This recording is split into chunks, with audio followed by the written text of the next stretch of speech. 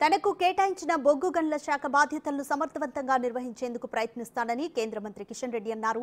మోదీ ప్రధాని కాకముందు దేశంలో విద్యుత్ కోతలు ఉండేవని, ఇవాళ విద్యుత్ కోతలు లేని దేశాన్ని ఆవిష్కరించారన్నారు.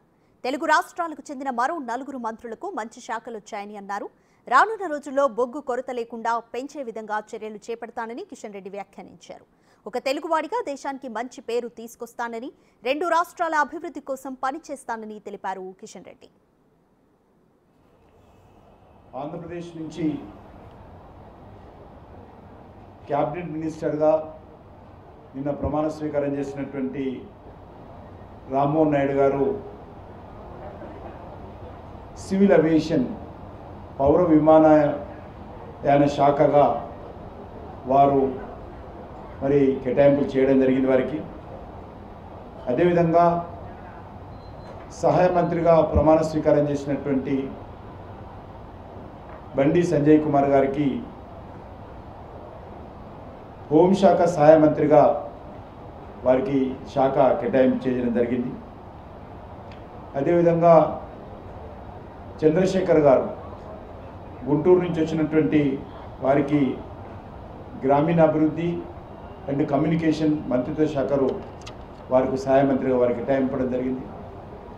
అదేవిధంగా శ్రీనివాస్ వర్మ గారు ఎవరైతే నరసాపురం నుంచి పార్లమెంట్ సభ్యుడిగా గెలిచి నిన్న సహాయ మంత్రిగా బాధ్యతలు చేపట్టారో వారికి ఈరోజు భారీ పరిశ్రమలు ఉక్కు శాఖ వారికి కేటాయించడం జరిగింది. అదేవిధంగా ప్రధానమంత్రి గారు నాకు కూడా ఈరోజు చేంజ్ చేసి కోల్ అండ్ మైన్స్ ఈ 2 మంత్రిత్వ శాఖలకు సంబంధించినటువంటి బాధ్యతలు, coal ministry and mines ministry, ఈ 2 మినిస్ట్రీలకు సంబంధించినటువంటి బాధ్యతలు నాకు అప్పగించడం జరిగింది.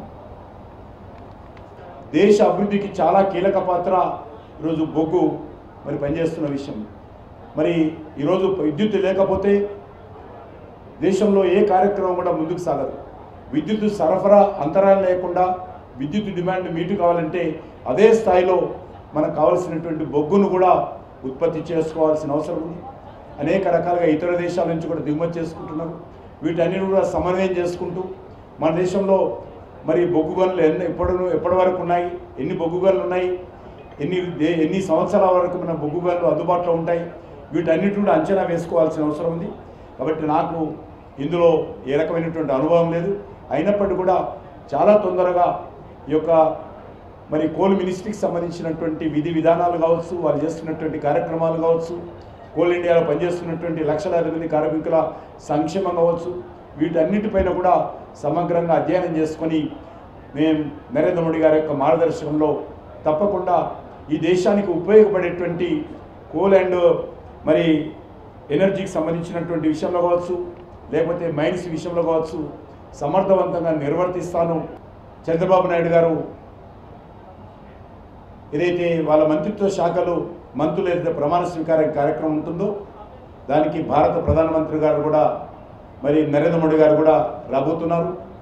కాబట్టి తప్పకుండా రానున్న రోజుల్లో ఉభయ తెలుగు రాష్ట్రాలు మరింత వేగవంతంగా, మరింత సమాంతరంగా ఇతర రాష్ట్రాలతో పోటీ పడే విధంగా భారతదేశం అభివృద్ధిలో కీలక పాత్ర పోషిస్తూ ఈ 2 రాష్ట్రాల అభివృద్ధి కోసము కేంద్ర ప్రభుత్వము మరి అన్ని రకాలుగా సహాయకారాలు అందిస్తుందని చెప్పి ఈ సందర్భంగా మనవి చేస్తూ మరొకసారి నా తరఫున, తెలుగు ప్రజల తరఫున ప్రత్యేకంగా ప్రధానమంత్రి గారికి మరి ధన్యవాదాలు తెలియజేస్తా ఉన్నాను. ముఖ్యంగా రామ్మోహన్ నాయుడు గారికి సివిల్ ఏవియేషన్ మినిస్ట్రీ ఇవ్వడం, మరి ఇటు హైదరాబాద్లో కానీ అదేవిధంగా మరి విజయవాడ, రాజమండ్రి, కడప, అదేవిధంగా పుట్టపర్తి, విశాఖపట్నం ఎయిర్పోర్ట్లను సమర్థవంతంగా అభివృద్ధి చేయడం కావచ్చు, వరంగల్లో కూడా మరి ఉన్నటువంటి పురాతనమైనటువంటి ఎయిర్పోర్ట్ పునరుద్ధరించే విషయంలో గతంలో కేసీఆర్ గారు పూర్తిగా నిర్లక్ష్యం చేయడం జరిగింది.